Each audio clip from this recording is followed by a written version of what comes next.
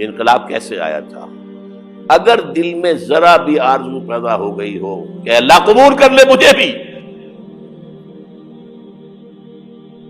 مجھے قبول کر لے اس کام کے لیے، تو وہ کتاب آپ کے لیے مست ہوگی۔ آج پھر اس گفتگو کے حوالے سے بات چیزیں تازہ کرتا ہوں۔ اس وقت عالمی سطح پر یہودی جمع عیسائی بریکٹ میں کر لیجیے، اور امریکہ جمع یورپ یہ بریکٹ میں کر لیجیے، ان کا اندر معاملہ کیا ہے؟ اصل جو ہے اس میں پیچھے مائنڈ ہے، ماسٹر مائنڈ، سازشی ذہن، وہ یہود کا ہے۔ باقی عیسائی آلہ کار بن گئے ہیں۔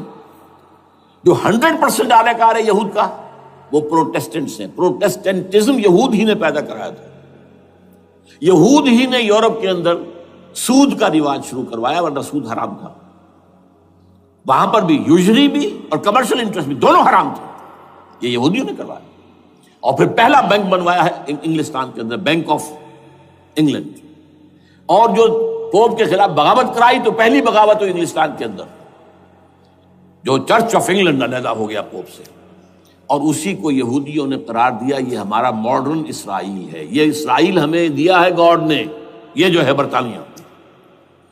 اس کے کچھ عرصے کے بعد یہی جو ہے ایکسوڈس ہوا ہے، اور وہ امریکہ میں جا کے آباد ہوئے۔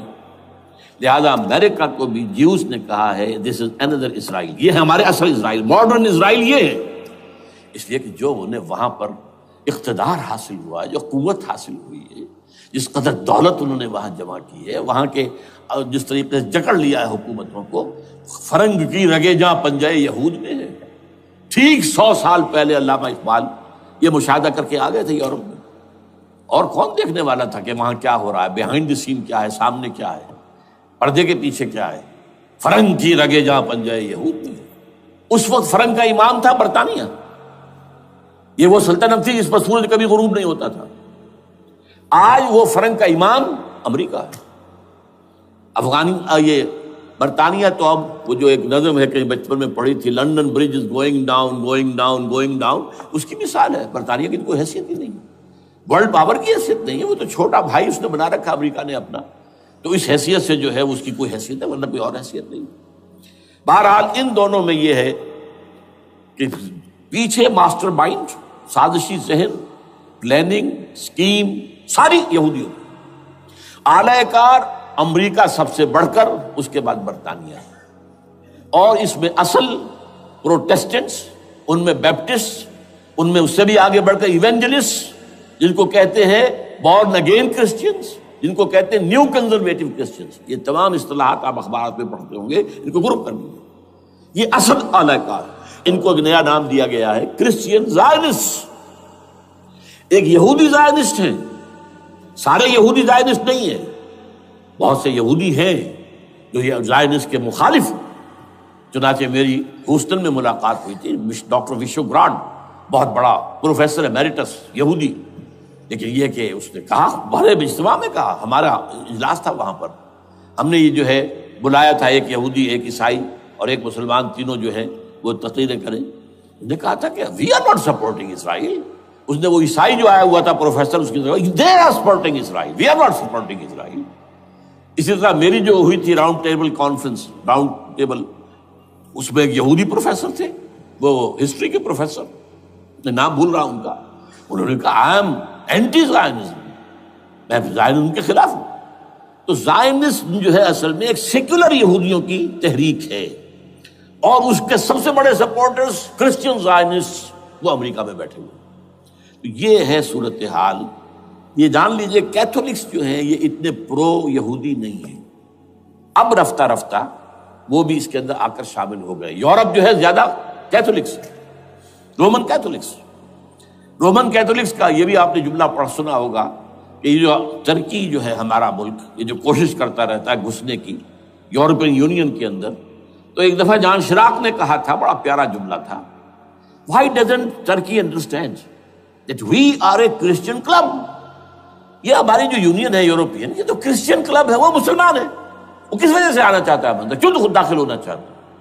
Why doesn't Turkey understand that we are a Christian club؟ لیکن یہ ہے رومن کیتھولکس۔ اور ان کا میں بعد میں آپ کو بتاؤں گا. یہی آپ کو معلوم ہے کہ یورپ نے عام طور پر اسرائیل کا اتنا ساتھ نہیں دیا جتنا جو امریکہ دیتا رہا ہے، اور کسی درجے میں ان کے دلوں میں سافٹ کارنر جو ہے عرب فلسطینیوں کے لیے بھی رہا ہے. یہ معاملہ ایران کے بارے میں بھی رہا ہے، جس قدر سٹرانگ ایکشن امریکہ لینا چاہتا ہے یہ جو ہے اس کے ساتھ نہیں ہے. یہ تھوڑا سا فرق ہے، وہ میں اس کا ایک بنیاد بعد میں بتا دوں گا آپ کو.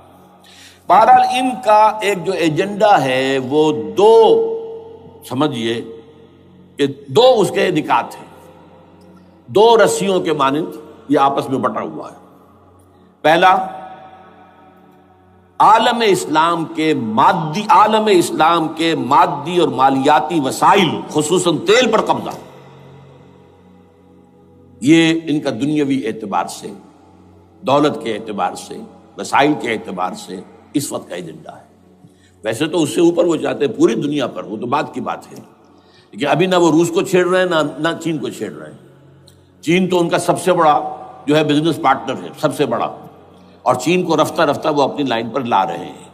اب تو صرف یہ کہ وہ ایک پارٹی گورنمنٹ وہاں رہ گئی ہے جو کہ کمیونزم کے دور کی یادگار ہے، باقی ان کی جو اکانومی ہے وہ تو آ چکی ہے اسی رخ کے اوپر جو یورپ کی ہے، مغرب کی ہے.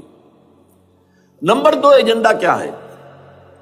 دنیا میں کہیں بھی اسلام کے بحیثیت ایک نظام زندگی ظاہر ہونے کا کوئی موقع نہیں دینا. We have to nip the evil in the bud at any cost. یہ ان کے ایجنڈے کا دوسرا بڑا حصہ.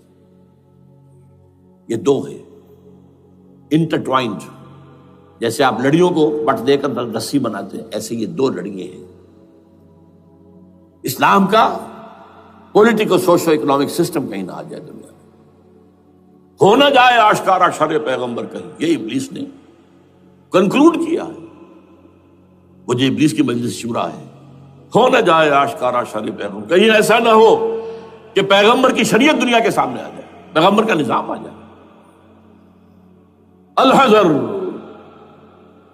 آئین پیغمبر سے 100 بار الحذر. حافظ ناموس زن، مرد آزما مرد آفری، یہ معاشرتی نظام ہو گیا. موت کا پیغام ہر نوع غلامی کے لیے، نہ کوئی فخور و خاکہ نہ گدائے رہنشی، یہ سیاسی نظام آ گیا. اور کرتا ہے دولت کو ہر آلودگی سے پاک و صاف، منعموں کو مال و دولت کا بناتا ہے امین. تم دولت کے امین و مالک نہیں ہو. اور اس سے بڑھ کر اور کیا فکر و عمل کا انقلاب، بادشاہوں کی نہیں اللہ کی ہے یہ زمین، ان الارض للہ. یہ نظام کہیں نہ آ جائے دنیا، یہ جس پہ کہ وہ خطرہ محسوس کر رہا تھا. اور اس کے بعد یہ کہتے ہیں،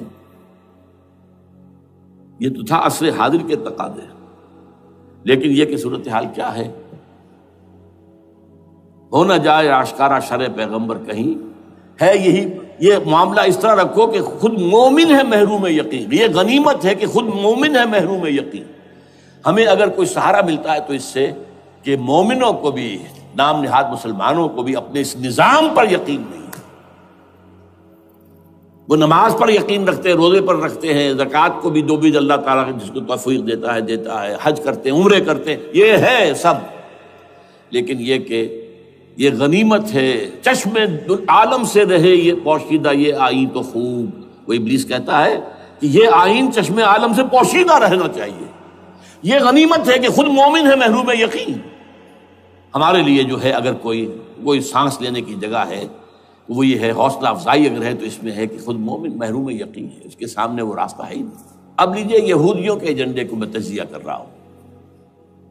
سب سے پہلے World Bank, IMF، globalisation, TRIPS, ان تمام ہتھ کنڈوں کے ذریعے عالمی مالیاتی استعمار جو بظاہر امریکہ کا ہوگا حقیقت یہود کا ہوگا. یہودیوں کے نزدیک پوری نوع انسانی حیوانوں کے مانند ہے. They are not human beings. They are goyams. They are Gentiles. یہ انسانی شکل میں حیوان ہیں، اور جیسے حیوانوں کو ایکسپلائٹ کرنا، استعمال کرنا انسانوں کا حق ہے. گھوڑے کو آپ باندھتے رہے ہیں نا ٹانگے کے آگے، اور بیلوں سے آپ ہل جتواتے رہے ہیں، تو جیسے یہ حق ہے ایسے ہمارا حق ہے پوری دنیا کے جو ہے وسائل ان کو کھینچے. ہاں جیسے گھوڑے اور بیل کو بھی کوئی نہ کوئی دانہ تو ڈالنا پڑتا ہے، چارہ تو دینا پڑتا ہے، تو ان کو بھی کچھ دو. یہ پوری نوع انسانی ورکرز بن کر رہ جائے، حیوان بن جائیں، بالکل شہوت کے غلام بنا دو انہیں، اخلاقی اقدار کا بیڑا غرق کر دو، خاندانی نظام کو تہوبارہ کر دو. یہ باقاعدہ جو protocols of the elders of the Zion تھے ان سب میں موجود ہے لکھا ہوا، جو 1897 میں انہوں نے پاس کیا اپنا پروگرام بیسل میں، سوئٹزرلینڈ کا ایک شہر ہے. Protocols of the elders of the Zion. ان کو حیوان بنا دو، بس حیوانوں سے کام لیتے رہو. ہاں ان کی کمائی کا کچھ حصہ ان کے لیے چھوڑ دو، وہ بھی زندہ رہیں، وہ بھی آخر کام کیسے کریں گے، اور اصل جو ہے ملائی کھینچ دو اپنے اس نظام کے ذریعے سے. World Bank, IMF، stock exchange, TRIPS, globalisation, اس کے ذریعے سے عالمی مالیاتی استعمار. نمبر 2، ایک ہے ان کا ایجنڈا، یہ تو عالمی ہے. دوسرا ایجنڈا کیا ہے؟ وہ لوکل ہے. وہ کیا ہے؟ گریٹر اسرائیل کا قیام، جس میں مصر کا سارا زرخیز علاقہ شامل ہوگا، جو ڈیلٹا کا علاقہ کہلاتا ہے اس کا، جہاں کے اس وقت کے بادشاہ نے، حضرت یوسف علیہ السلام کے زمانے کے بادشاہ نے، وہ فرعونہ کے خاندان میں سے نہیں تھا، وہ عرب تھا. عربوں ہی سے کسی وقت کوئی قوم آئی تھی جو کہ مصر پر قابض ہو گئی تھی. اس نے حضرت یوسف کے خاندان کو لا کے وہاں آباد کیا. بہترین جشن کا علاقہ کہلاتا ہے، بہترین. وہ کہتے ہیں ہمارا ہے، ہم رہے وہاں پر کئی 100 برس تک رہے. عراق ہمارا ہے، وہاں ہمیں قید میں رکھا گیا، نبوکدنضر لے گیا تھا. عرب کا شمالی حصہ جو ہمارا ہے، وہاں خیبر میں یہودی قلعے تھے، اور وہاں مدینے کے اندر جو ہے 3 قبیلے یہودی تھے جنہیں محمد نے صلی اللہ علیہ وسلم نے وہاں سے نکال باہر کیا تھا. یہ جارڈن یہ ترکی کا بھی کچھ حصہ ہمارا ہے. باقی پورا لبنان اور پورا فلسطین، یہ سب اس کے اوپر بنے گا ایک greater Israel. This is there local agenda. اور اس کے لیے ضروری ہے ایک بہت بڑی جنگ. ایسے آسانی سے نہیں ہو جائے گا. آرمگیڈون، جس کو حضور نے فرمایا الملحمۃ العظمیٰ، الملحمۃ الکبریٰ، بہت بڑی جنگ، جس کی خوفناکی اور تباہ ناکی کا اندازہ اس سے کیجئے. حضور فرماتے ہیں کہ اگر ایک باپ کے 100 بیٹے یا ایک دادا کے 100 پوتے ہوں گے تو ان میں سے 99 ختم ہو جائیں گے، ایک بچے گا. اور ایک جگہ فرماتے ہیں اتنی اموات ہوں گی، اتنی لاشیں ہوں گی کہ ایک نفاست پسند پرندہ جو ہے، جو گندگی پہ نہیں اترنا چاہتا. ایک تو ہے یہ کوے، چیلیں، گدھ، وہ تو گندگی ہی کی تلاش میں ہے مردار کھانے کے لیے، وہ تو لاشوں کو نوچ رہے ہوں گے. وہ پرندہ جو ہے نفاست پسند پرندہ، وہ نہیں اتر سکے گا. اڑتا اڑتا چلا جائے گا، لیکن لاشوں کا سلسلہ ختم نہیں ہوگا. یہاں